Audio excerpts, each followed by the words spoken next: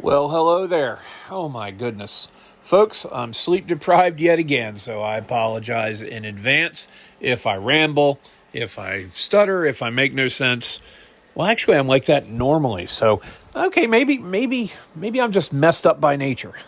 Anyway, hey, how are you? This is Dave the Nerd Emperor, and we are here for the War, Sports, Politics, and Dragons podcast. Again, as always, I hope you're having a great day. This is Season 1, episode, I believe we're on number 23 now. Today is Thursday, March 18th, 2026. Whew, I tell you what.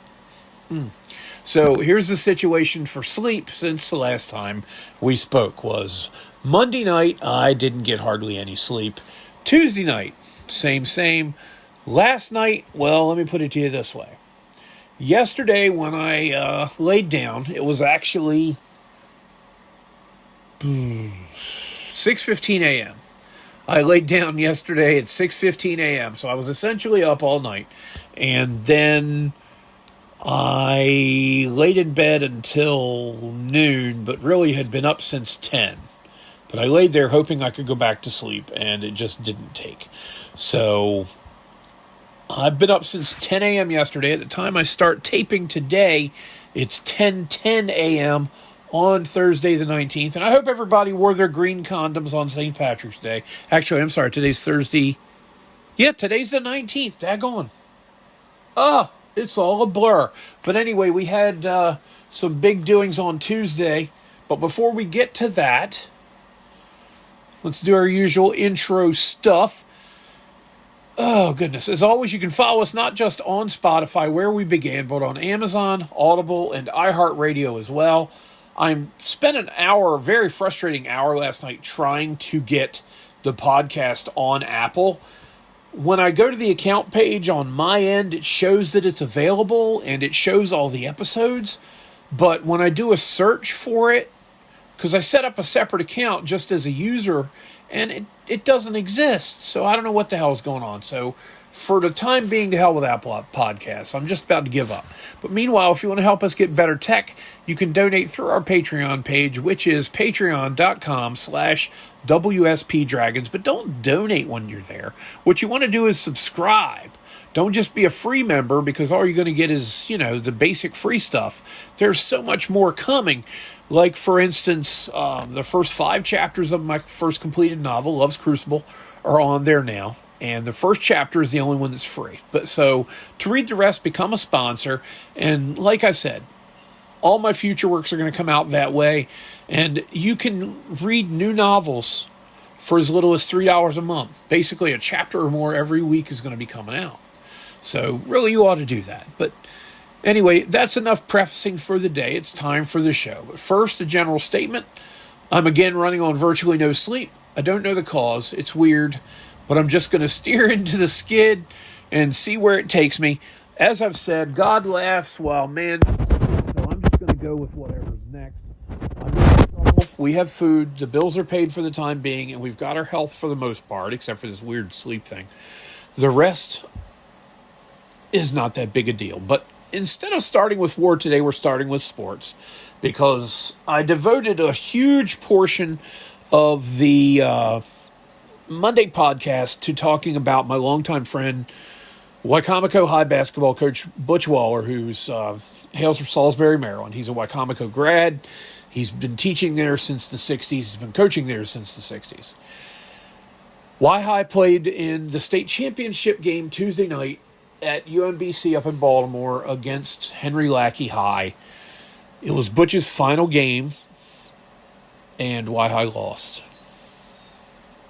44-42, they fell to Lackey in the championship.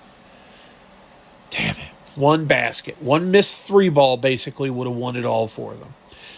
They took it into overtime, but they didn't shoot well on the day, and they didn't rebound well. I've seen the statistics and was getting updates the whole time from my friend Josh.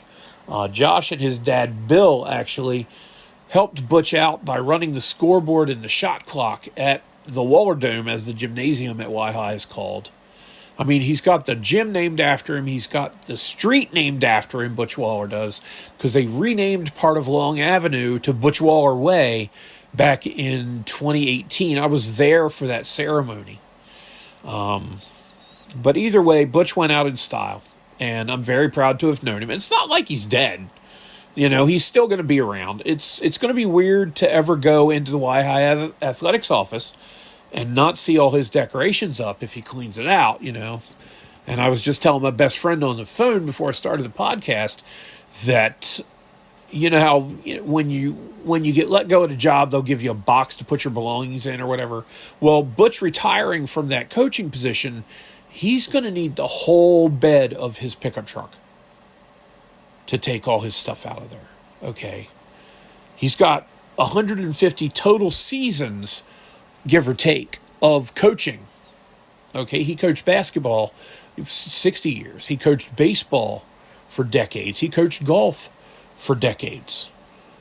And he's got team photos and memorabilia and all kinds of stuff up on the wall. It's just on all four walls. Even in the little bathroom that adjoins the athletics office, where I use that bathroom. I bet I've used that bathroom 50 times. And there's actually an athletic supporter hanging in a frame over top of the toilet in that little bathroom, because that little bathroom also has a shower stall in it. But, yeah, I just... He wallpapered that office with the things he did in his life as a coach, and it'll never be the same. William Waller, a.k.a. Butch, will be a hard act for assistant coach Doug King if he ends up being the one taking over, or anyone really, to follow. Hard act to follow. Congratulations, Coach Waller, on a life well lived. You know, a final point to all that happened Tuesday night was the team bus made it back from UMBC sometime around 1:30 a.m., I think was what Josh told me. And all the doors getting into the gymnasium were locked. Well, in this era of scannable ID badges, nobody could get the lock to open, not even Butch, who has the gym named after him. They did manage to get a member of the school's administration to come out. They live near Nutter's Crossing Golf Course, which is only a few miles away from the school, and managed to get everybody into the gym. But I mean, you know, like Josh said, he's practically got keys to the city, and he couldn't get into his, because that's his gymnasium, after the last game he ever coached. And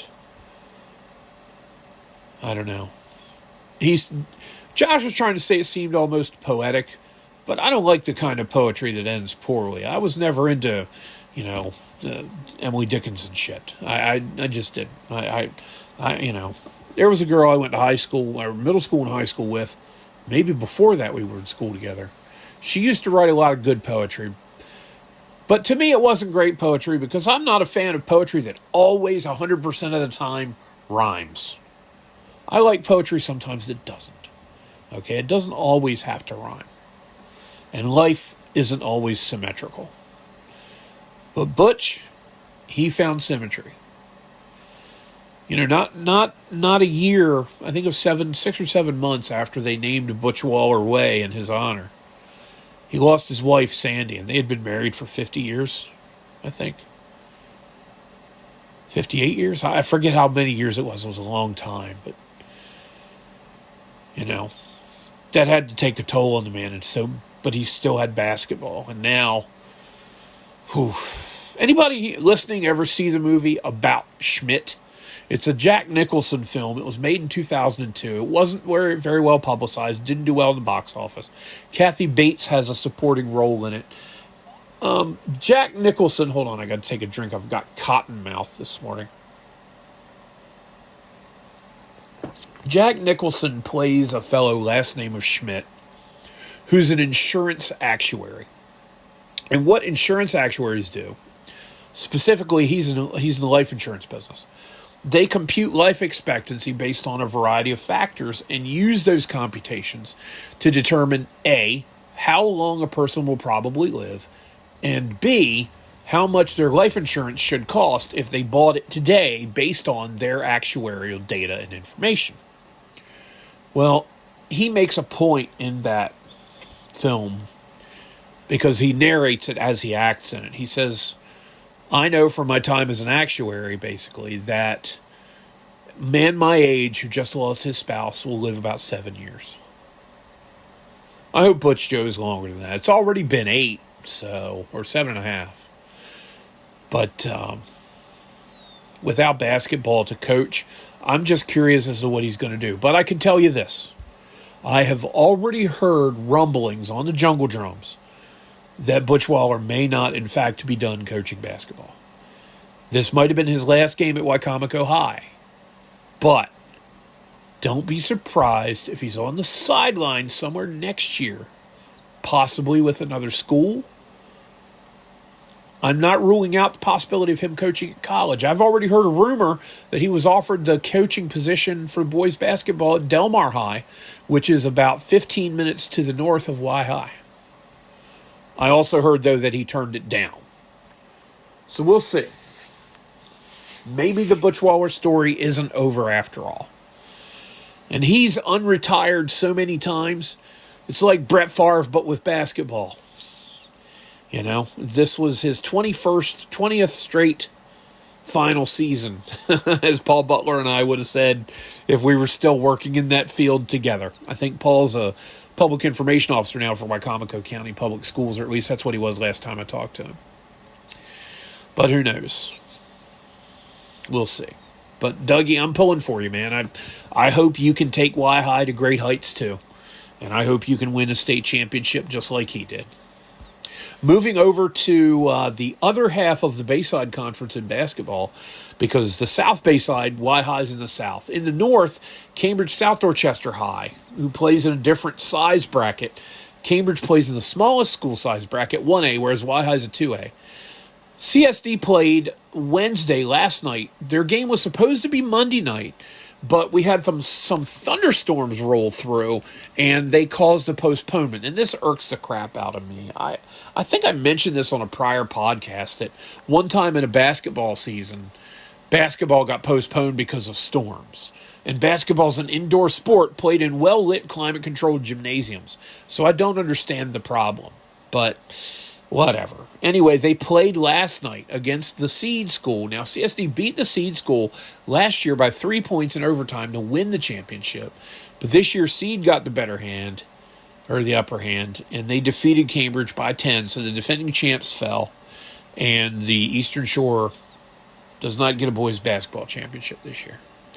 So we had a shot at 2, but neither one came to pass. But nonetheless, congratulations to the Vikings. You have done what the Baltimore Orioles essentially did in 1969, 70, and 71. You lost the championship, you won a championship, you lost the championship. But getting there, man, getting there is an impressive accomplishment. So congratulations, and keep it up. Maybe you'll be back there next March. All right? But that's wonderful. That's wonderful for CSD to do that. And you know what? As I said 15 years ago, the state governing body for public schools, the MPSSAA, the Maryland Public Secondary School Athletic Association, has always tried to tilt the playing field a little bit and try to push more Baltimore teams deeper into the playoffs in every conceivable sport. They've had little luck in outdoor ball sports, except football. Because, you know, Baltimore schools, and here's the knock on, and here's where I'm going to make fun of Baltimore. Baltimore is always going to lead the state in 3 things: high school basketball titles, high school football titles, and murders. And they can win all the titles they want, but the city's still a crime and drug-infested dump. So that's as far as I'm going to go with the sour grapes part of it. Congratulations to Seed, congratulations to Lackey. You know, not everybody that wins is a Baltimore school, but whatever. I just really wish Butch had won in particular. Moving in sports to wrestling news, local athlete got a big honor. I just heard about this Monday night, actually. Danny Miller, as I knew him, Stephen Decatur High class of 2009, was inducted into the Maryland State Wrestling Hall of Fame. They had the ceremony for it on the 7th of March at the State Wrestling Championships. Now, I think that was the dual meet championships. I don't remember if that was the individuals or what, or if they did both at the same time. I don't know. I've never attended the state tournament for wrestling. In winter, I was always a basketball guy. But anyway, Dan, I knew him as Danny because he was a teenager. But Dan was a 4-year letterman in wrestling, earned 3 letters in football at Decatur. Now, back then, Kevin Gilligan was his wrestling coach. Gil has passed on. And I know Gil would have been incredibly proud to see his guy make it into the Hall of Fame. Todd Martinek, who's a great dude, took over after Gilligan and is coaching wrestling, or was last time I heard, coaching wrestling at Stephen Decatur. But Danny won 3 state championships in 07, 08, and 09 at the 189-pound bracket. Now, they've changed the weight classes slightly, so I don't think it's 189 anymore. I think it's 195 now, but I don't remember for sure, because like I said, it's been 7 years since I covered it. But he graduated from the Naval Academy in 2013 and went into the U.S. Marine Corps. So he is a Marine Corps officer, at least as of 2018, because that year he was a U.S. Armed Forces double champion at 97 kilograms, which is 213 pounds. He had put on some muscle. You tend to do that when you go through training in the military.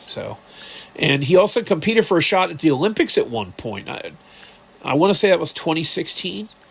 Imagine some friggin' terrorist goat humper encountering Captain, or Major Dan Miller in hand-to-hand by Mahmoud.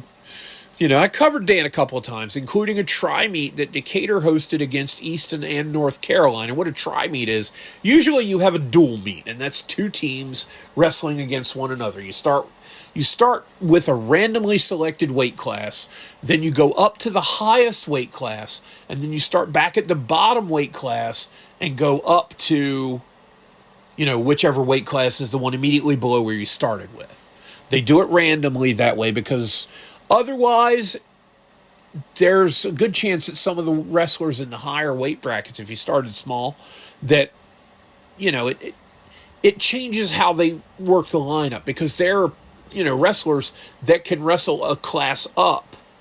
You can't wrestle below your listed weight, but you can wrestle above it. And depending on the situation, the coach might make a personnel change so as to give his team a better shot at winning a match. Or if a match is already pretty much decided, he can wrestle a guy in a spot he doesn't normally go in so he can get more experience against a bigger opponent. But anyway, the tri-meets are when 3 teams wrestle. And so it was Decatur was the home team. So they wrestled North Carolina, and then North Carolina wrestled Easton, and then Easton wrestled Decatur. So everybody wrestled everybody else. And Dan was good. Okay, he was really good. Faster than it takes to make bread in a toaster, he was winning by pinfall. Okay, he was pinning people. First round pins a lot, even against good schools. Easton had a decent program at that point. North Carolina was the best wrestling program in the North Bay side for years under Coach Tim Fry. But Danny was lighting him up, man. He's 34 now. He just celebrated his birthday last month. Congratulations, dude. And Semper Fidelis. We're proud of you here. So great for you. Now, while I was talking about stuff online Tuesday night during the Y-High State Championship basketball thing, the World Baseball Classic Championship was on, and Mark DeRosa, the Team USA manager, proved he was a moron by not starting Gunnar Henderson at third base over, Kyle Bregman. Bregman was hitting a $182, so he was 2 for 11 during the tournament, whereas Gunnar Henderson was hitting .429. I think he was 3 out of 7, but 2 of those 3 were home runs. And he had as many RBIs and 4 fewer at-bats as Bregman did, but DeRosa claimed that, because there was a left-handed pitcher starting and Gunnar Henderson was hitting lefty, that he wanted to go with what he called the hot bats. How the hell do you have a hot bat when you're batting 182? You don't. But anyway, during that game, which America lost to Venezuela 3-2, so we've liberated Venezuela essentially, and already they got the best baseball team in the world. So there you go. The Trump effect. I'm not giving Trump credit for baseball. But anyway, while I was tweeting about that, somebody liked one of my tweets, and his name was Edwin Bramble. Well, here in the southern part of Dorchester County at the local K-8 school, which when my mom was alive was the high school. But anyway, or when my mom was in school as a teenager, it was a high school. They have a show called The Outdoors Show. Well, I remember an Edwin Bramble Jr., I think it was named Little Mr. Outdoors, not this past February, but I think it was 2 Februaries ago. And he was the son of another Edwin Bramble. And this Edwin Bramble I knew as Eddie. And Eddie, who is, well, he graduated from Cambridge South Dorchester High, I want to say in 2004. So that would make him around 40 now. But he was the third baseman for the state championship baseball team in 2004 from CSD that beat Williamsport, who had a future major leaguer on their team. But anyway, he liked my tweet, and I tweeted at him, and I said, "This isn't Sweaty Eddie that played third base for CSD, is it? How you been, buddy?" It was him, Eddie Bramble. So it was good to get back in touch with him. Eddie was on the team that won the Senior League State Championship the year before, so actually that means he was probably a junior in 2004. But in 2003, in August, I covered the team when they won the state championship in Senior League and then went to the regionals in Thoroughfare, New Jersey, which is about 22 miles north of the Delaware Memorial Bridge off of Route 295. You take that exit for Thoroughfare. I think it's exit 20 or 22. And you go over there, and you can actually, sitting in the press box at the stadium where they played the East Regional games at that point, they moved the region to Maine, as I mentioned in a prior podcast. But when they were playing them in Thoroughfare, you could sit in the press box, and you could see the Philadelphia skyline in the background. And right across the river, you could also see PIA, Philadelphia International Airport, and planes taking off from there. They were that close to Philadelphia. But CSD won the state champs in 2004, beating Williamsport. And that year, Eddie didn't steal a lot of bases. Eddie was not a super fast base runner. But he could hit, and he played third well. So, but CSD that year stole 184, I think it was, bases in 23 games. By the way, 23 times 8 is 184. So that means they averaged 8 steals, successful steals, per game. Okay? They could run. They had Lamar Dawkins on that team, Joey Hayden on that team, Hunter Wessels. These were all fast kids that could really cover some ground. I think Ed Pinder was on that team as well, and Ed could run. And they had a lot of guys that were fast on that team, and they had really good pitching. Tyler Todd, Eddie did not pitch. Eddie was not allowed to pitch, but yeah, they had Eric Willie, Kyle Cartwright. They had some pitchers, and they had some sticks, and they could run, and they could steal, and they could hit. They could do it all, and that's how they won the state championship. And Eddie was on that team, and I got reacquainted with him. And my wife told me recently that he actually owns a convenience store locally.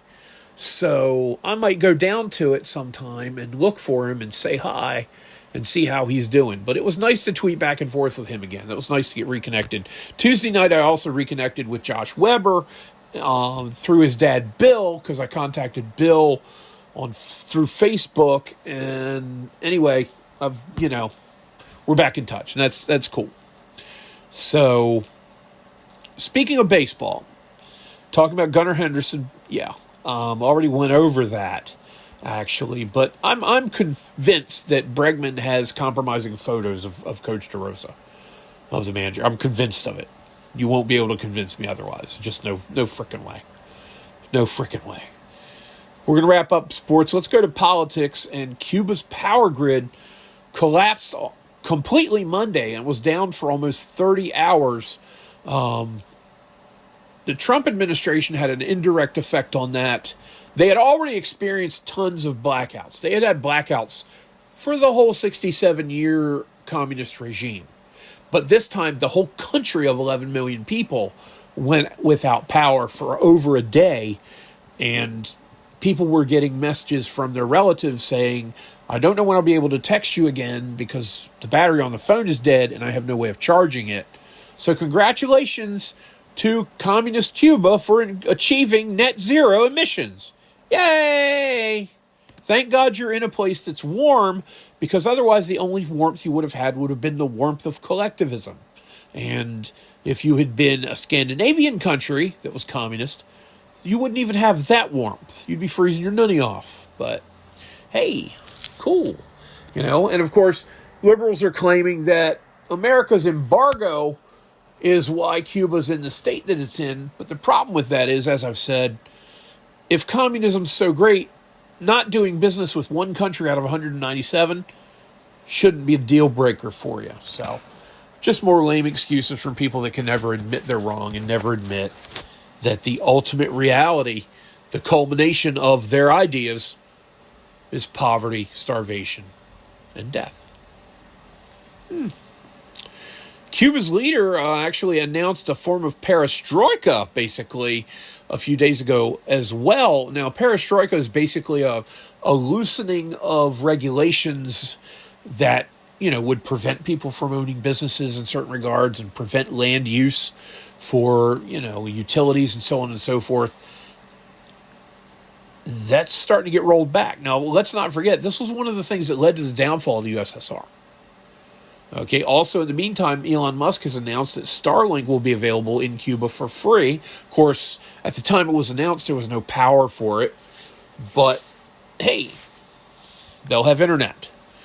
So, folks, and with everything that's going on in Iran, and I'm not going to get into Iran at length right now because we're still in the middle of the campaign there to get rid of the IRGC. Every day's a day closer.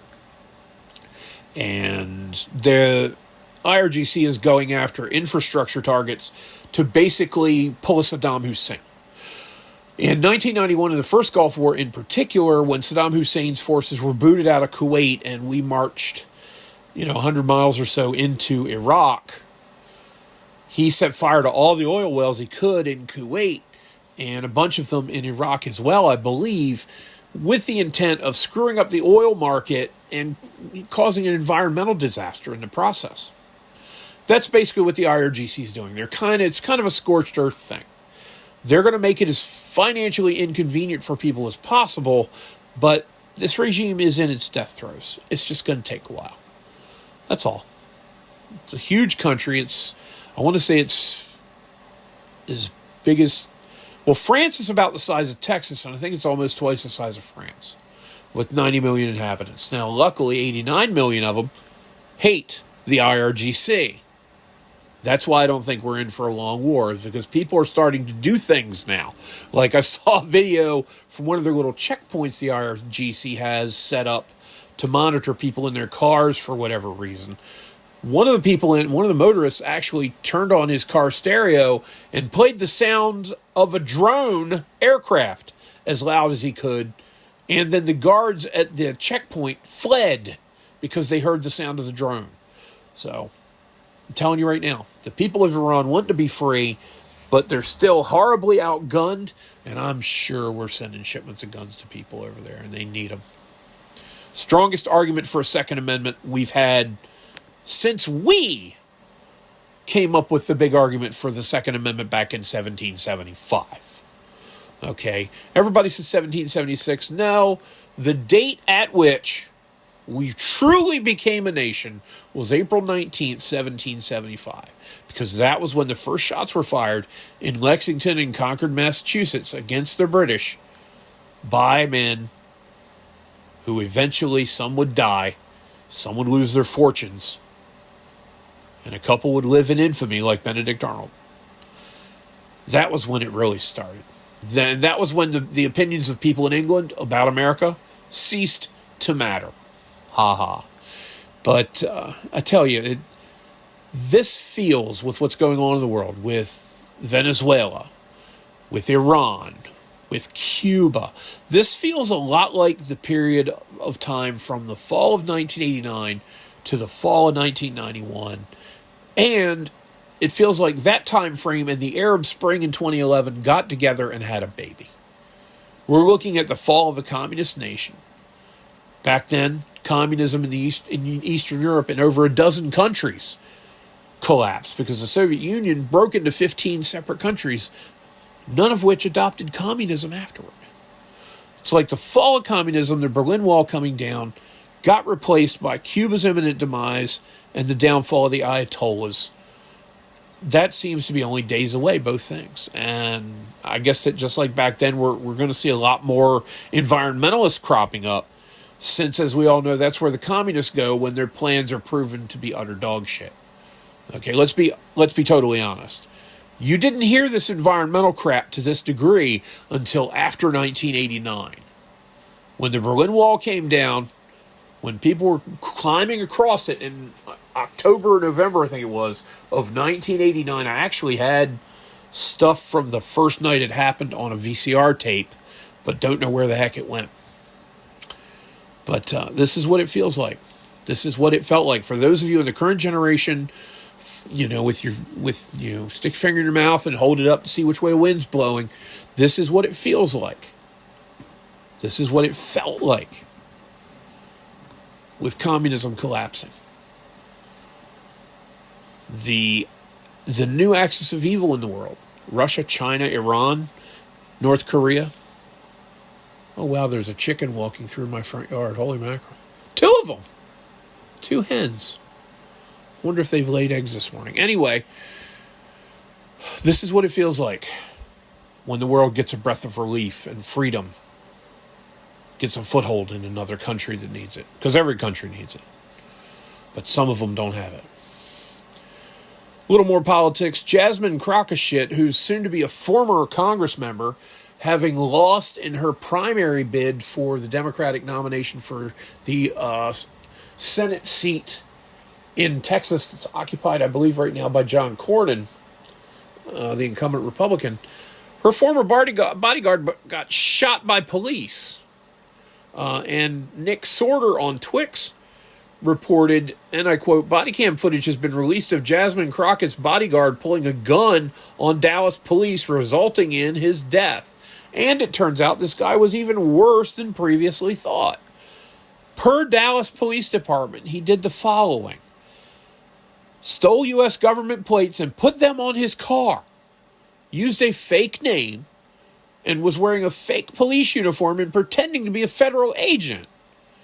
He also created fraudulent businesses using fake identifying information to hire legitimate cops for off-duty jobs. And somehow Jasmine Crockett pretends she has no idea what's going on. Okay.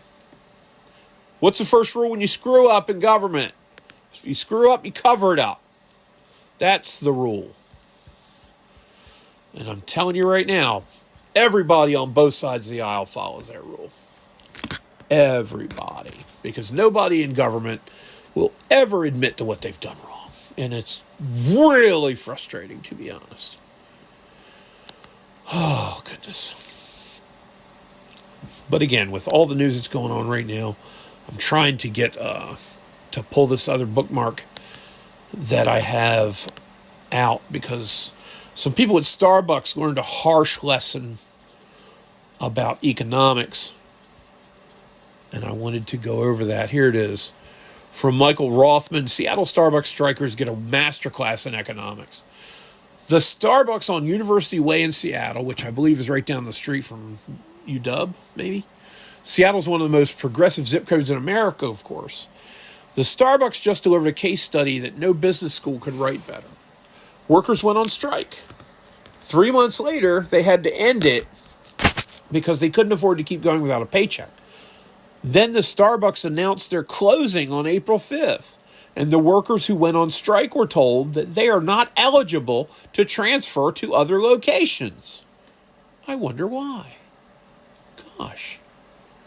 So to recap, they struck, lost income for 3 months. Now the store is closing, and they don't get to move to another Starbucks. So they went on strike, and they essentially lost their jobs. Starbucks is closing a store because of them. So it didn't help them either, but when a chain that has 10,000 installments of a store loses one, it's not a huge market hit. But this is what happens when the bumper sticker meets the spreadsheet. Striking workers don't get paid. Stores that aren't profitable get closed. Corporations don't reward disruption with promotions. These are not novel concepts. They're how unemployment has functioned for the entire history of employment. Seattle spent years electing politicians who treat basic economics like it's an opinion. The workers at this location were presumably raised in that same ideological environment. And the idea that you can withhold labor indefinitely and the business will simply wait patiently for you to return is a fantasy. And in this case, to be honest, it's an expensive one. Reality doesn't care about your feelings. Okay? Whew.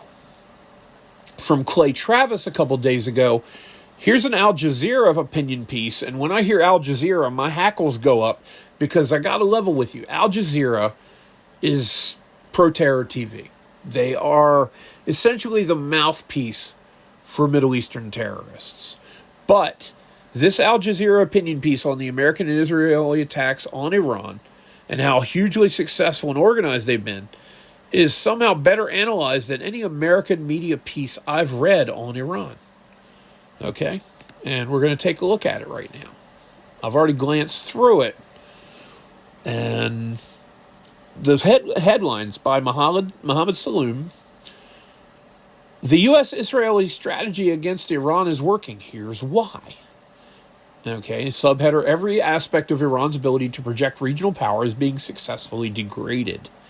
2 weeks into Operation Epic Fury, the dominant narrative has settled into a comfortable groove.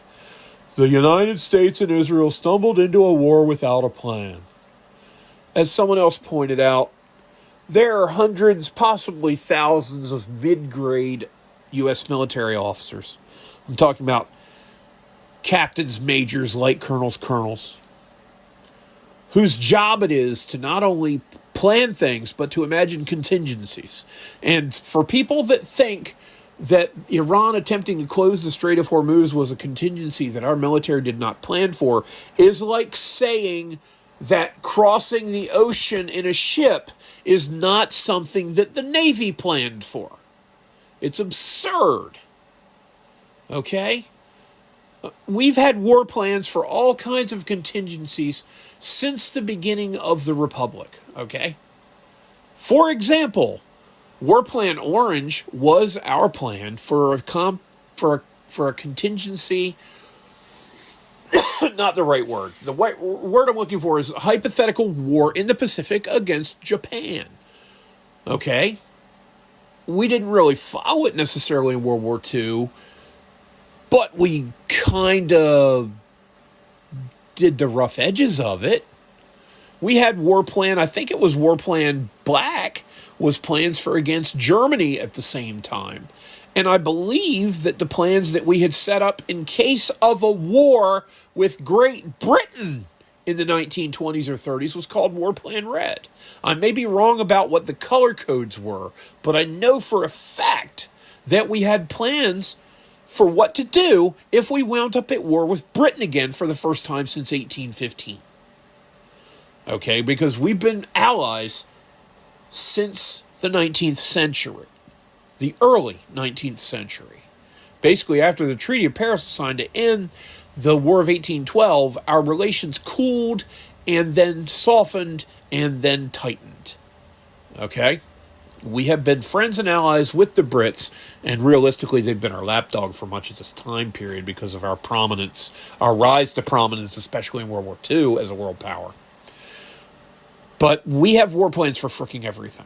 Everything. I'm sure we have plans for what to do if the Canadians tried to invade. What we would do if we planned to invade Canada. They're out there, so it's absurd. But anyway, the U.S. and Israel supposedly stumbled into a war without a plan. Okay, whatever. Iran is retaliating across the region. Oil prices are surging and the world's facing another Middle Eastern quagmire. U.S. senators have called it a blunder. Cable news has tallied the crises. Commentators have warned of a long war. The chorus is loud and in some respects understandable. War is ugly, and this one has imposed real costs on millions of people across the Middle East, including the city I live in. But this narrative is wrong, not because the costs are imaginary, but because the critics are measuring the wrong things. They're cataloging the price of the campaign while ignoring the strategic ledger. When you look at what has actually happened to Iran's principal instruments of power, its ballistic missile arsenal, its nuclear infrastructure, its air defenses, its navy, and its proxy command architecture, the picture is not one of U.S. failure. It is one of systematic, phased degradation of a threat that previous administrations allowed to grow for 4 decades. And that's another thing. If I can make a D&D comparison, the Ayatollahs and mullahs in Iran have had 47 years to stockpile munitions in case of an attack by America. Okay, in Dungeons and Dragons, there's an extremely powerful undead creature called a lich, and it's basically an evil wizard who chose immortality and is existing basically in an undead state as what's called a lich, L-I-C-H. Now, liches can cast spells, and one of the spells that you could cast is called Stone Skin. And in one iteration of the rules, in 2nd edition, Advanced Dungeons & Dragons, you could cast Stone Skin on yourself any number of times. Well, imagine somebody that lives 3,000 years. Stone Skin, what it does is the next attack that hits you does no damage.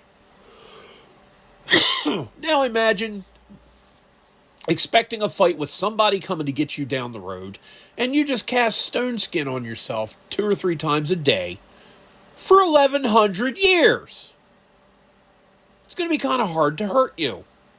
Well, in this case, they've been stockpiling munitions for almost half a century, and it's going to be hard to run out. But again, we're getting there. Okay? The ballistic missile launches are way down. The drone launches are way down. As much as, depending on the target, depending on the usage, it's down as much as 98% in less than 3 weeks. Okay? Now, as the writer of this goes, I write this from Doha, where Iranian missiles have triggered alerts for residents to take shelter, and Qatar Airways, because it's in Qatar or Qatar, has started operating evacuation flights. I lived through 4 years of war in Baghdad. I have worked for the U.S. Department of State and advised defense and intelligence agencies in multiple countries. I have no interest in cheerleading for war, but I have spent my academic career studying how states authorize the use of force through intelligence institutions, and what I see in the current campaign is a recognizable military operation proceeding through identifiable phases against an adversary whose capacity to project power is collapsing in real time. Next subheader is an arsenal built over decades, dismantled in days. And here's the stats. He mentions some of what I just said. Iranian ballistic missile launches have fallen by more than 90%, from 350 on February 28th when all this fun began, to roughly 25 by March 14th, according to publicly available data. Drone launches tell the same story, more than 800 on day 1 to about 75 on day 15, which is about not quite 91%. The figures drawn from U.S. and Iranian military statements differ in detail but converge on the trajectory. Hundreds of Iranian missile launchers have been rendered inoperable. According to some reports, 80% of Iran's capacity to strike Israel has been eliminated. In 2 weeks, 3 weeks almost. Okay. Iran's naval assets, fast attack craft, midget submarines, and mine-laying capabilities are being liquidated. Its air defenses have been suppressed to the point at which the U.S. is now flying non-stealth B-1 bombers over Iranian airspace, a decision that signals near total confidence in air dominance. Now, there are several layers, or levels, I should say, of where you stand in terms of who controls the sky over a battle zone. Okay? You have air parity, which is where both sides are roughly equal, and at some points one side has an advantage in some regard, and at some points the other does. But all in all, You're going to do as much damage as you take, and you're going to take as much damage as you do. Then you have air superiority, where you kind of have the upper hand with your air forces, and you're able to do more things and have more options in terms of what those air forces can and can't do than the other guy. And then you have air supremacy or air dominance. Air supremacy is pretty much what we had over the skies of Normandy on D-Day. I think our planes, the Allies, flew over 11,000 sorties that day. A sortie is a combat mission by a plane. The Germans had fewer than, I want to say, 40. I jokingly say they had 2 because in the movie The Longest Day, you see 2 Messerschmitt 109s make a single run against one of the beaches and strafe some troops. And then the leader of the flight pair, a fellow named Pips Priller, says, "Let's go home. The German Luftwaffe has had its fine moment." We totally controlled the skies from D-Day on. Okay, the Germans learned from late 1943 forward, especially after what was called Big Week, which was a targeted attempt by American and Allied air forces to destroy as much as they could of the Luftwaffe in early 1944. Especially after Big Week, we pretty much controlled the skies. We could send planes wherever we wanted, by and large. It was still a little tough over the German homeland, but when it came to the battlefield, and especially tactical use of aircraft, when you're not blowing up factories, which is a strategic use of aircraft, yeah, the Germans really couldn't do much competing with us. But now the campaign has moved through 2 distinct phases. The first suppressed Iran's air defenses, decapitated its command and control, and degraded its missile and drone launch infrastructure.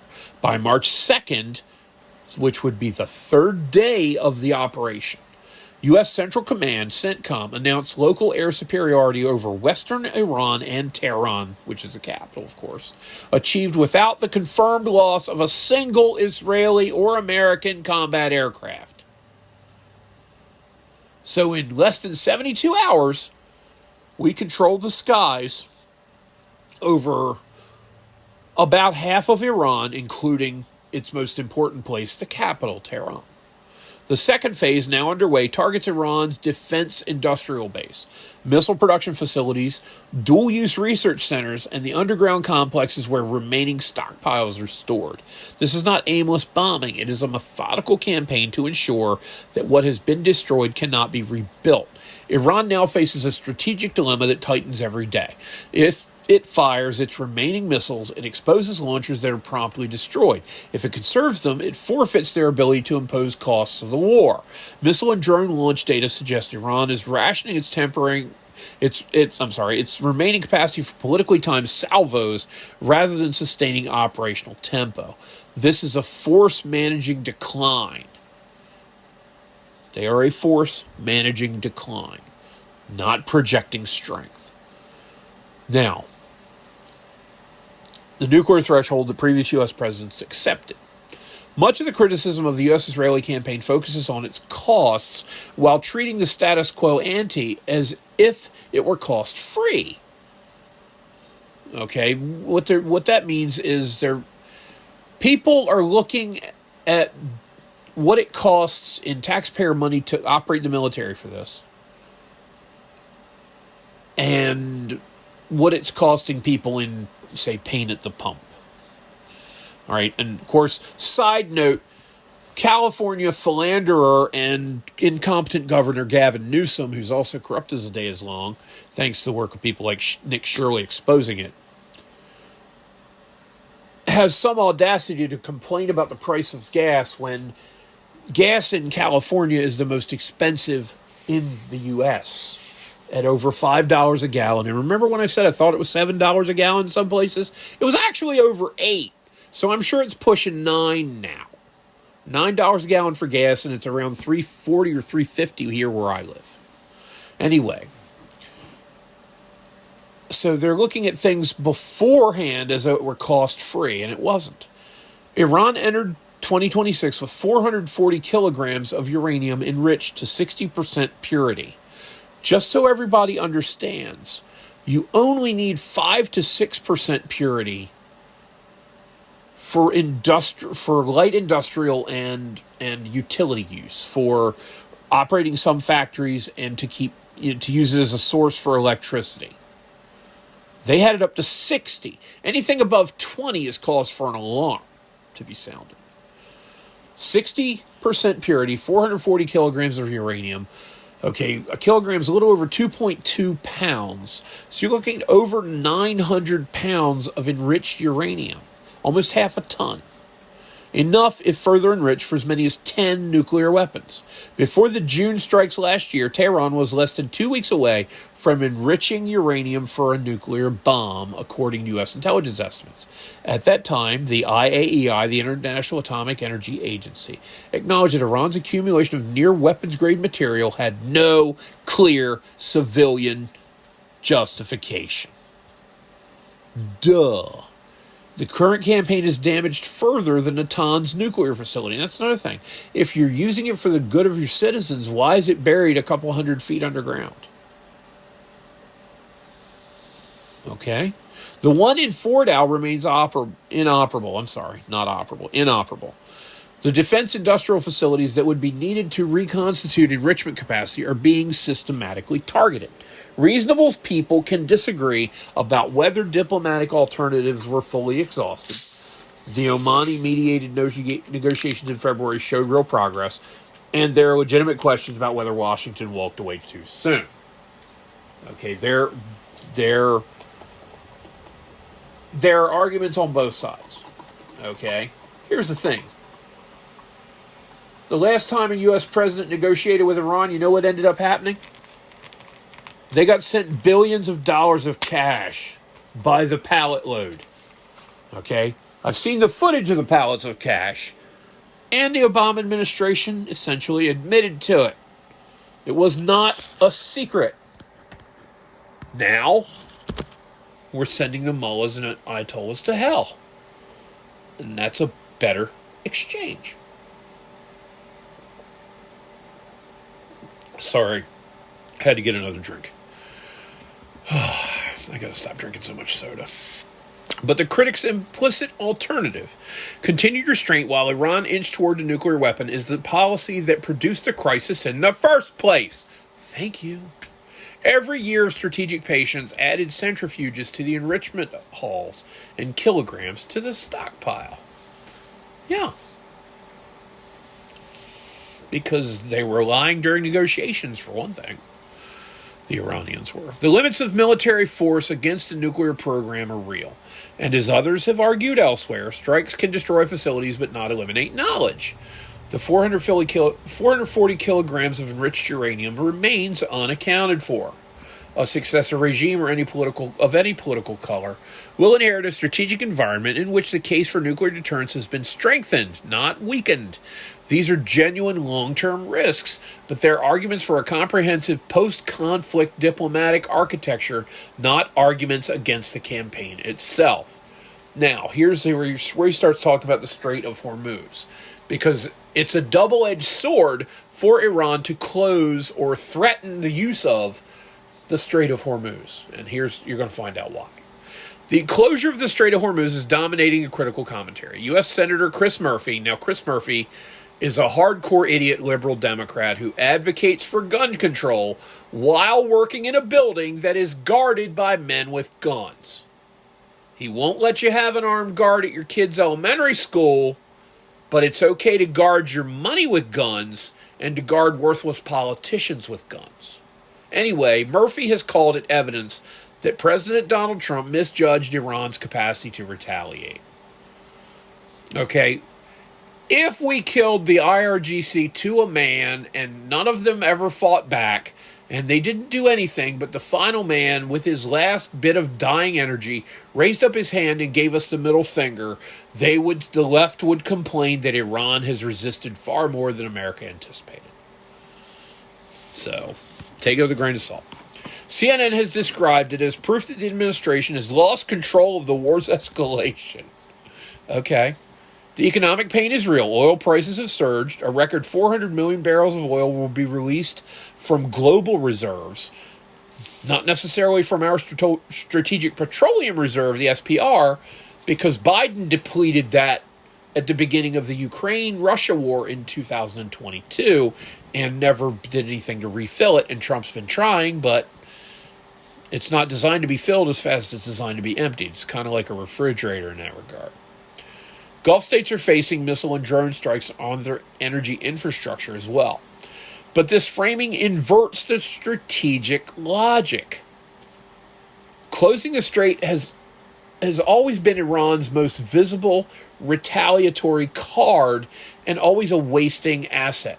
About 90% of Iran's own oil exports pass through Karg Island and then the strait. Now, the Strait of Hormuz is about 10 miles wide at one point, but of the area that's navigable by ships of the type that carry cargo and oil, it's really only about 6 miles wide. On the northern part of the strait are, I want to say, 3 significantly sized islands. Karg Island is the one to the northeast, and it is where a lot of the refining facilities are located, as I recall. Anyway, China, Tehran's largest remaining economic partner, cannot receive Iranian crude while the strait is shut. Every day the blockade continues, Iran severs its own economic lifeline and alienates the one major power that has consistently shielded it at the UN. The closure does not just hurt the global economy, it accelerates Iran's isolation.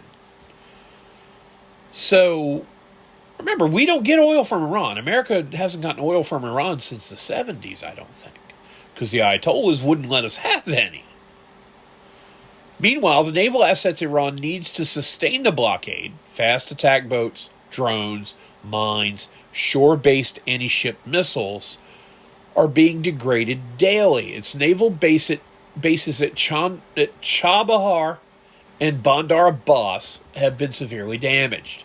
The question is not whether the strait reopens, but when, and whether Iran retains any naval capacity to contest it. Critics compare the challenge of escorting 100 tankers daily to an impossible logistical burden. But you do not need to escort tankers through a strait if the adversary no longer has the means to threaten them. That is the operational trajectory. Then he talks about a proxy network that is fragmenting and not expanding. The regional escalation, Hezbollah resuming attacks on Israel, Iraqi militias striking U.S. bases, Houthis issuing threats in the Red Sea. Oh, by the way, in 1981, the Saudis began work on and completed a pipeline that goes from the Persian Gulf across the Arabian Peninsula to the Red Sea that's capable of pumping 8.8 million barrels a day of oil through it.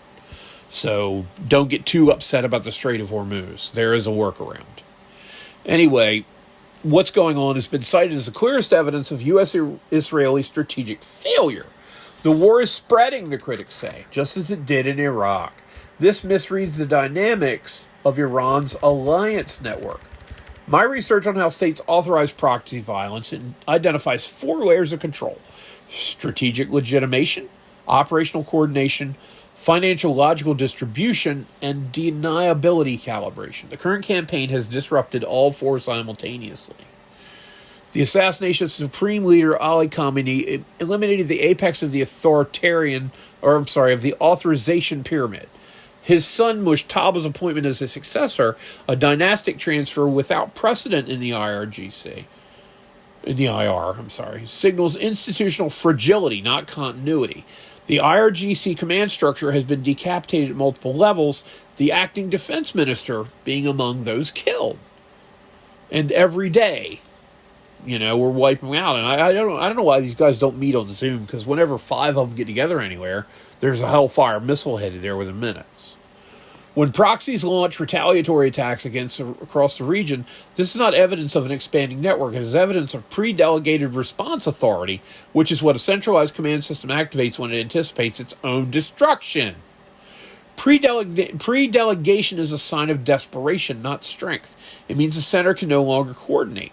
The attacks will continue, but they will become increasingly uncoordinated, strategically incoherent, and politically costly for the host states where these groups operate.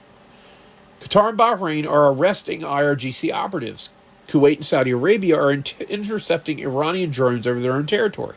The regional environment that sustained Iran's proxy architecture, including the grudging tolerance by Gulf states fearful of Iranian retaliation, is being replaced by active hostility. Hezbollah is weaker than at any point since 2006, degraded by more than a year of Israeli operations before this campaign began. Iraqi militias retain the ability to launch attacks. They're doing so in a region where they face increasing isolation.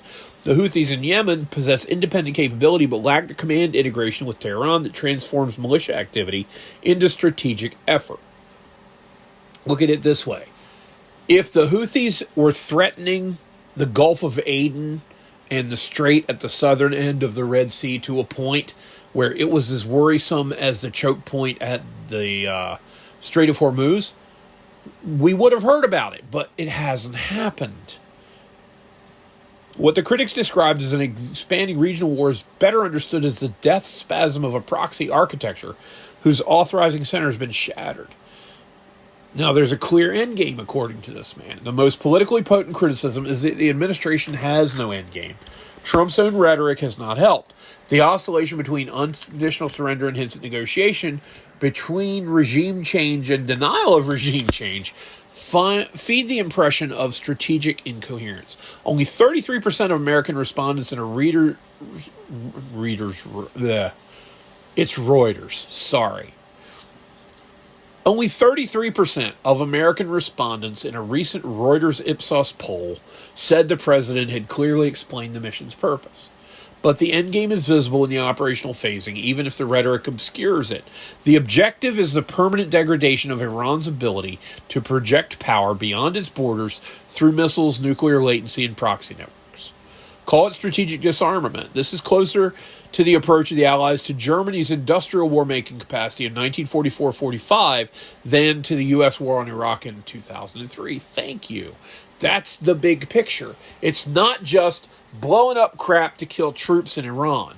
They're doing what the 8th U.S. Air Force and what Bomber Command for Britain did in Germany and Western Europe from basically 1940 to 1945, with America jumping in 1942, and I think the first B-17 raid we conducted was in June of that year. But by 1944 and 45, we were routinely sending hundreds of bombers. There were a number of 1,000-plus bomber raids, that were heading to places and flattening large areas of Germany, and God, don't even look at what we did to the urban areas of Japan in 1945. That's what we're doing to the IRGC in particular. We're not doing it to the Iranian civilian production infrastructure. We're not blowing up aspirin factories like Bill Clinton did on the day of his impeachment vote to distract people. What we're doing is we're destroying root and stem as many aspects of the IRGC as we can find. The analogy is imperfect, though. Strategic disarmament without occupation requires a verification and enforcement architecture that no one has yet proposed, but the operational logic is the same. No one is proposing to occupy Tehran. The question is what happens when the bombing stops, and here the critics raise a legitimate concern, which Murphy articulated concisely after a classified briefing. What prevents Iran from restarting production? The answer requires a post-conflict framework that does not exist in public, of a verification regime, a diplomatic settlement, or a sustained enforcement posture. The administration owes the American public and its regional partners a clear account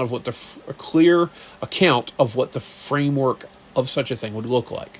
But the absence of a public diplomatic blueprint does not mean the military campaign is failing. It means the campaign is ahead of the diplomacy, a sequencing problem, not a strategic one.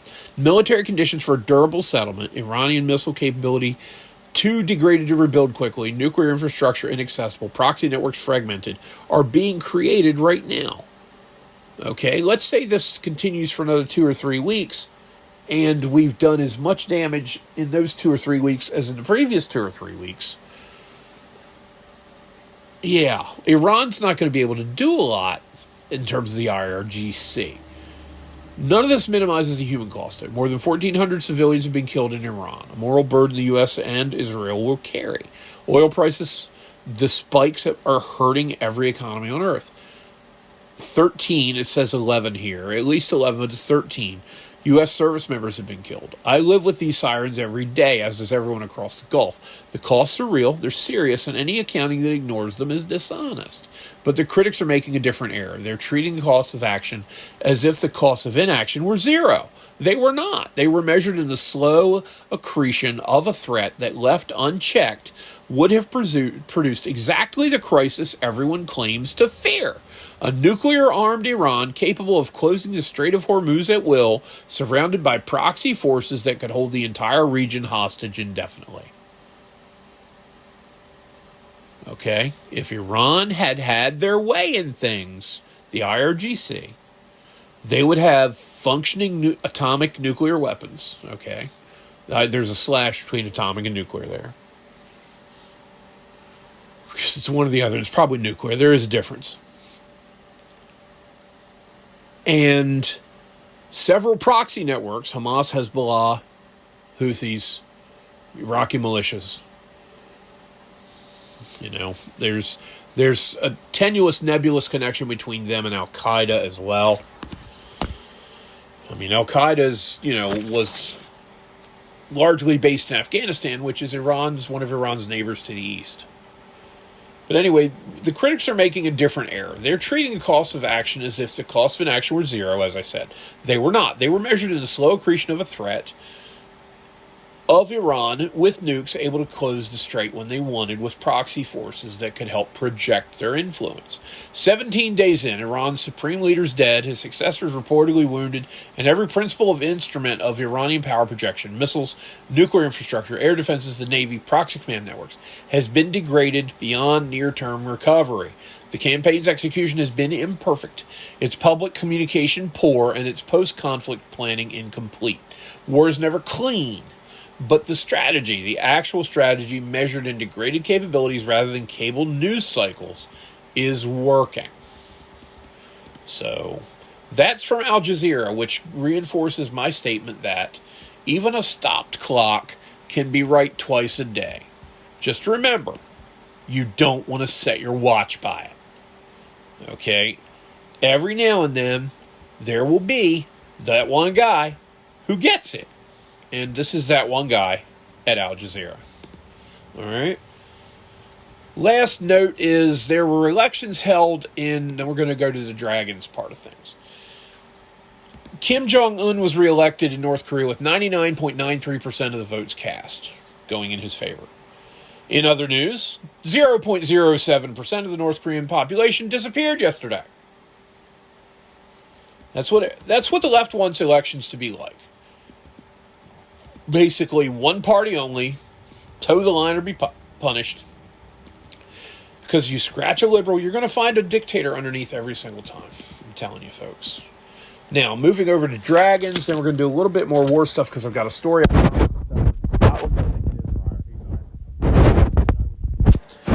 Wizards of the Coast put out a recent survey asking people their opinions on D&D's current status and where they think the brand and the game and the IP or whatever are all headed.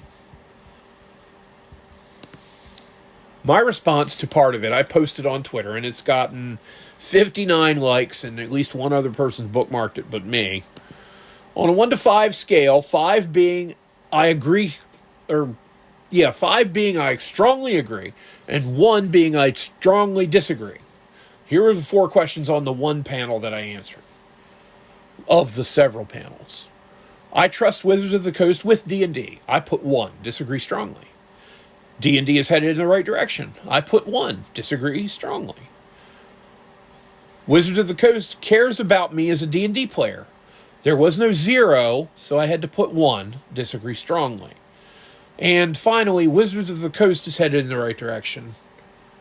No, disagree strongly, that's a 1 as well. Then at the end, What could wizards do to improve your opinion of where we're headed with D&D?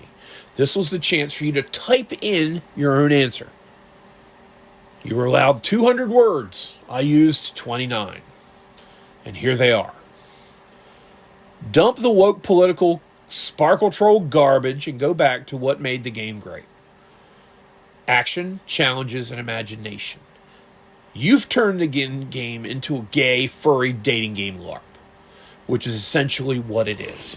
There was a picture that came out, piece of art that came out, that basically showed everyone in town, in a medieval setting town, including a beholder, which is an 11-eyed monster that's basically a sphere that floats in the air with one large eye in the front and then 10 other eyes growing on stalks out of its scalp, each of which can produce a different magical effect, like turning you to stone or slowing your movement down or picking you up and throwing you against a wall, or neutralizing the magic that you can possess on your body or your magic items. Yeah. The eye, the central eye on the beholder, was a heart in the shape of a rainbow, as I recall. The whole thing evoked a lot of the rainbow imagery, a lot of the LGBT stuff. I'm not in the game to hear about what hole you like to fuck. Okay? That's not what these role-playing games are about. They're about fighting evil, or if you want to play an evil character, fighting good. They're about accomplishing things and bettering your environment around you through facing potentially mortal danger. That's not what D&D has become. D&D has become crap. And I said so. And as I said, that's the most likes I've gotten on anything. I've got more likes on that than I have followers. I did get quote tweeted and cussed by somebody who was a pro-trans rights person. And yes, I asked that person, don't you have a school to shoot up somewhere? Because I don't put up with your opinions if you cuss me on there. No, I'm done with your ass. You mess with the bull, you get your horns. You get the horns, that's it.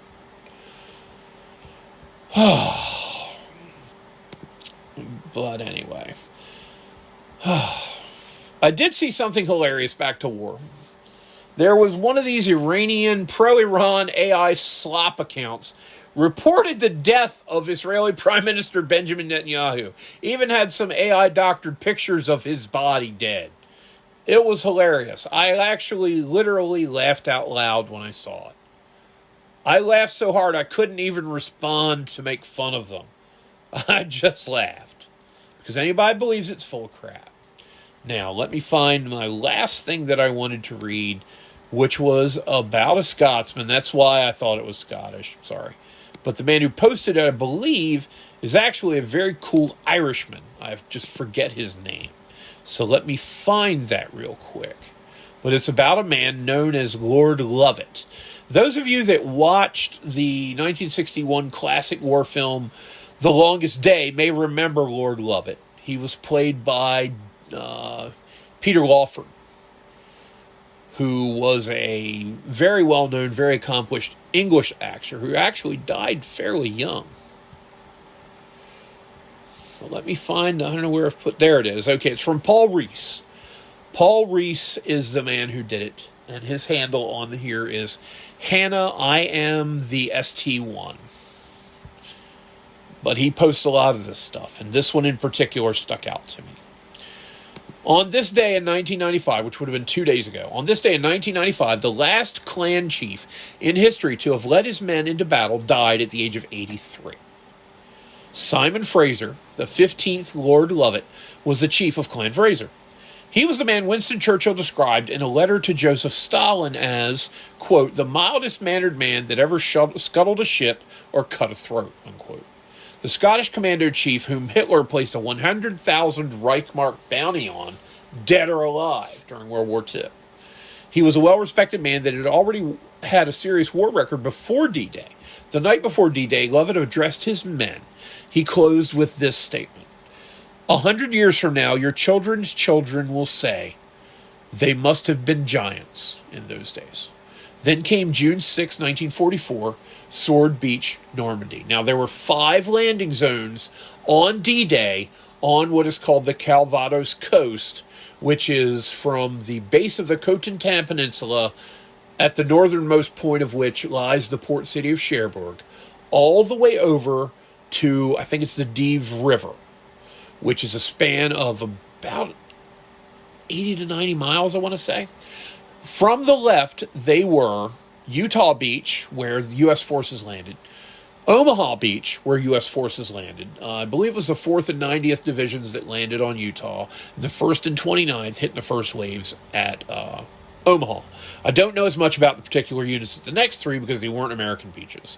Gold, Juno, and Sword Beach. Sword Beach was, as I recall, primarily English, whereas Juno and Sword had more Canadians. But be that neither here nor there. As Brigadier of the 1st Special Service Brigade, Lord Lovat waded ashore, leading 3,000 commandos into hell. Taking another drink, hold on. And behind him came the sound that made the whole scene unforgettable. The English War Office had strictly banned bagpipes in battle. They said it was too conspicuous, too dangerous.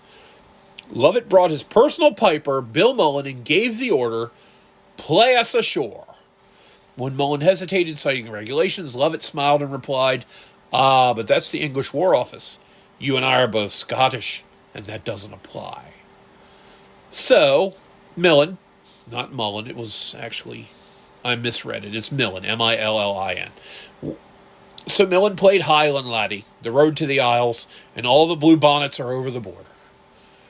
Men fell around them, bullets tore through the surf, the noise of artillery was deafening, and through it all, the unmistakable scream of the pipes.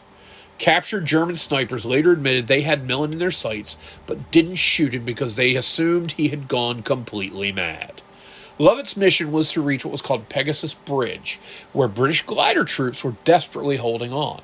The schedule said 1 p.m. Lovat and his men fought their way off the beach and arrived at exactly 1:02 p.m. Because, as you may recall from the movie, the British troops, the commander of the British troops who landed there at Pegasus Bridge to take it from the Germans, was told to hold until relieved. He calmly waited for the commanding officer, Lovat calmly walked up to the commanding officer under enemy fire and apologized for being 2.5 minutes late. His commanders then marched across the bridge in the open. Lovat had ordered his men to wear their green berets instead of steel helmets so the Germans would know exactly who was coming for them. 12 men were shot through their berets that day. After that, they finally put their helmets on, but they held the bridge.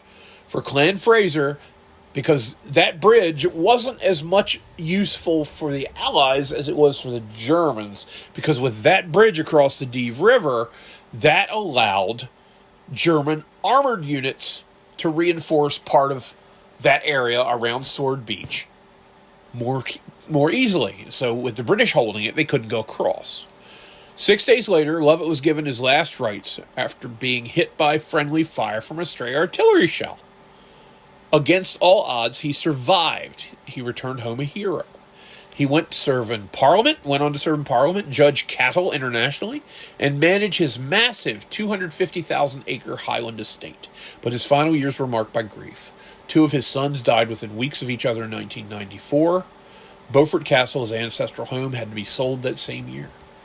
When Lovat died on 16 March 1995, an era died with him. Bill Millen later played at his funeral, bringing the story full circle. The last clan chief who went to war, the brigadier who brought bagpipes onto D-Day, the Highlander with a price on his head. Scotland does not produce many men like that. So I salute Lord Lovat and all the Highlanders who fought, and all the Allies who fought on D-Day. So we're going to wrap that part of the podcast up. We're at, about an hour 20 now? Yeah. So let's get through everything else. We're not going to discuss the resignation of the Director of National Intelligence's counterterror chief. We'll talk about Joe Kent and his connections to Tucker Carlson tomorrow. But yeah, basically what you have is a flip-flopping drama queen on your hands there, and I'll get into that tomorrow. We're going to go to a quick anecdotal evidence because I got reminded of this and want to share it because I haven't told one of my stories in a couple podcasts, I don't think, not at length. But this is 1992. It's the summer, and I had a friend who was attending University of Maryland. His name was Steve. Well, Steve had some friends, and they had some friends, and I made friends with one of those friends, and that friend was named Alex Han. Alex was a fellow of Chinese extraction, and very nice and very smart and very pleasant. Sorry, still have cotton mouth. But Alex had an odd physiological condition where if he drank basically any significant amount of alcohol at all, it got him so trashed. I don't know what it was, but the way his body absorbed liquor was at a higher rate, a quicker rate than other people. See, the way liquor is absorbed versus nutrients and things you consume is liquor goes directly through your stomach lining and it goes into your bloodstream that way. Food is processed in a different way because it has to be digested completely first. But alcohol is weird. So anyway, I was going to College Park to visit and hang out with Alex. And we hung out for a little while, and I had to get home. Actually, we met in D.C. was what happened this particular day. I didn't go to University of Maryland. It's in College Park, and the D.C. Metro does not service College Park. But this incident happened at the New Carrollton, Maryland, D.C. Metro stops parking lot. New Carrollton is, I want to say Orange Line, I forget. But it's one of the 5 or 6 lines that go into D.C., and there are transfer stations at several places and so on and so forth. But you go all over D.C. using the Metro.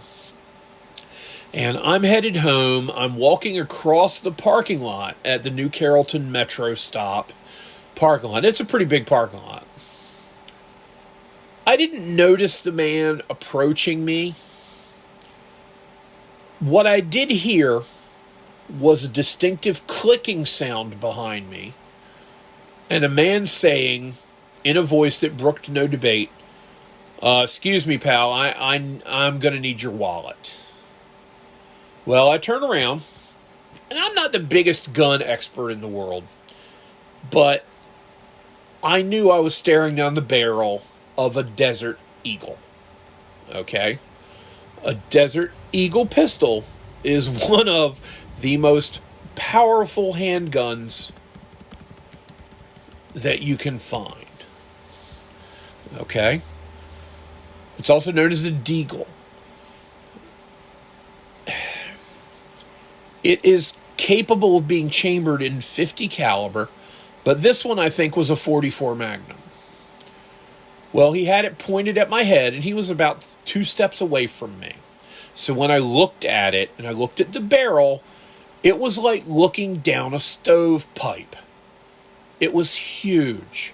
And I knew that if he pulled that trigger, I wouldn't even hear the gun go off. I would be dead before my ears registered the sound of the shot that killed me. This is a life or death situation. And what does Ding Dong do? What does Dave do in this situation? I heard myself say to the man, well, okay, but just so you know, I've only got $22 on me, and I'm out of gas.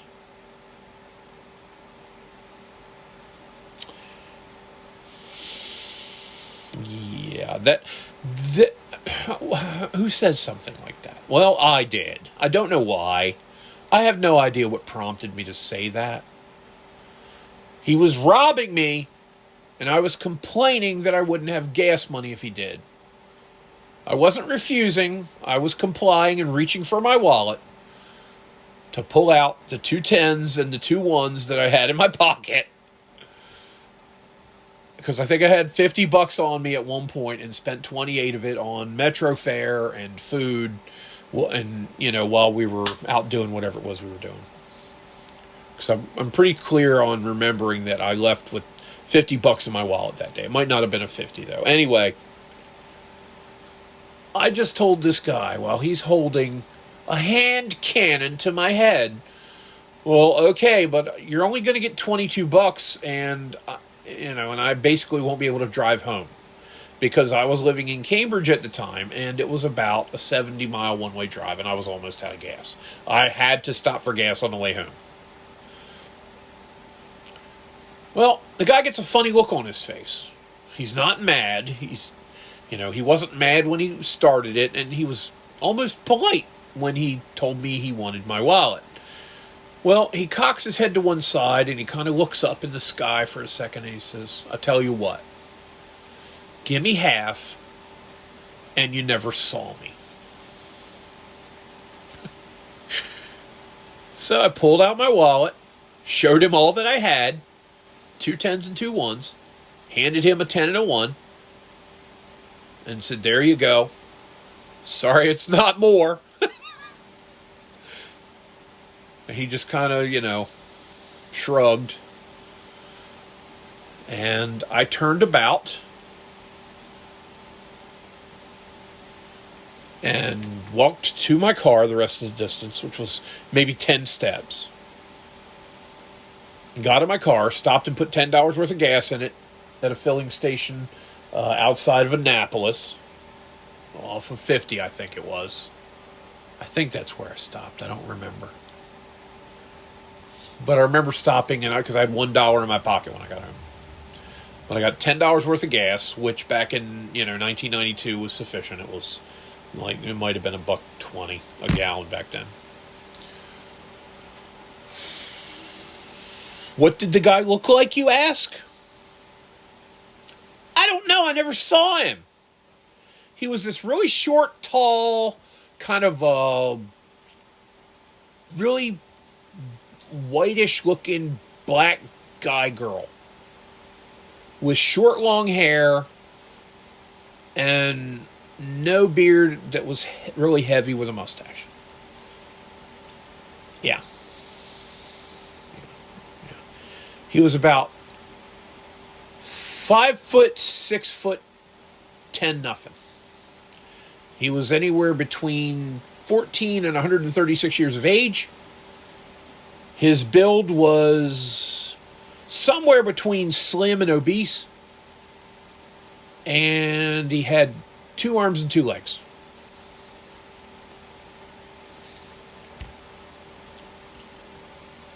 So there you go. There's anecdotal evidence for the day. And yeah. Moving on to joke time. I don't have a joke for today. I got to level with you. I'm spent. I'm still kind of a little bit pissed about Butch not getting his storybook ending. But in any event, I don't think this would qualify as a joke, but I did get a review of my podcast emailed to me rather than submitted through the system or whatever. And oh God. I guess I'll just go ahead and read it. But be advised. Oh God. Be advised going in that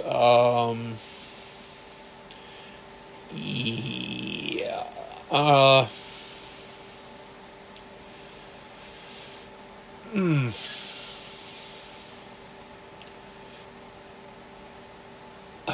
Now, how do I put this? Yeah, sorry. Anyway, the review simply said someone should cut your off and cook it for 9 minutes in a dirty microwave at the highest setting.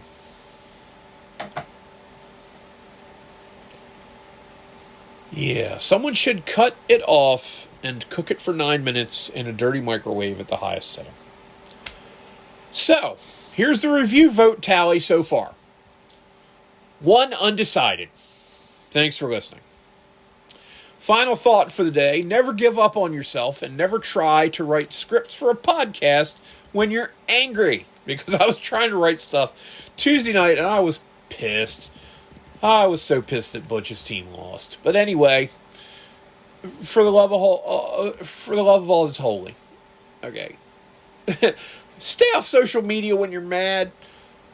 It was cold that night, and I turned off the heaters in the bedroom for 6 hours that morning, even though it was well below freezing outside. It was in the mid-20s. Because I was so mad about several things, really, that I warmed the house up all by myself. So I'll just say this. I'm on my way back up. And to those of you who abandoned me when I was down, I don't forget anything.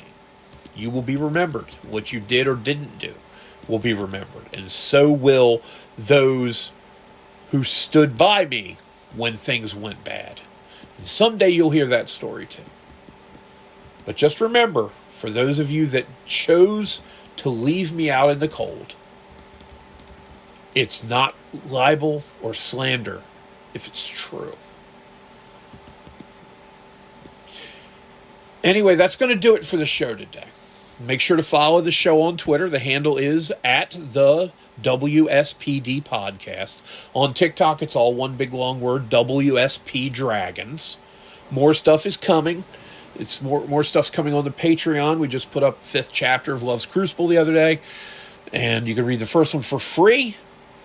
But, you know, there's just not enough time in the day for what I'm trying to do, even when you're not sleeping. Now, I did take a couple of sleeping pills before I started the podcast because I know it takes them about 90 minutes to kick in, and we're at 90 minutes. So I'm hoping I can lay down now. It's almost lunchtime here, and maybe I can catch a couple hours of a nap. But anyway, you can also help sponsor us through our Patreon page. Like I said, it's patreon.com/WSPDragons. Please join us there. You will not regret it. It's going to be worth your while. You can also help us upgrade our equipment and pay our operating expenses via Cash App and Venmo. At both, it's WSPD Pod. And as always, you can hear us on Spotify, where we began. Please follow us there, as well as iHeartRadio, Audible, and Amazon. And now, as things stand, I don't know if Apple's ever going to happen. And it sucks because that's 40% of podcast downloads come from Apple. But I've played from behind before. So we'll see. But anyway, thanks everyone for your time. I think this might be our longest podcast ever, but I had a lot of ground to cover and even skipped a few things. So all that being said, thank you for tuning in. Thank you for sticking around to the bitter end.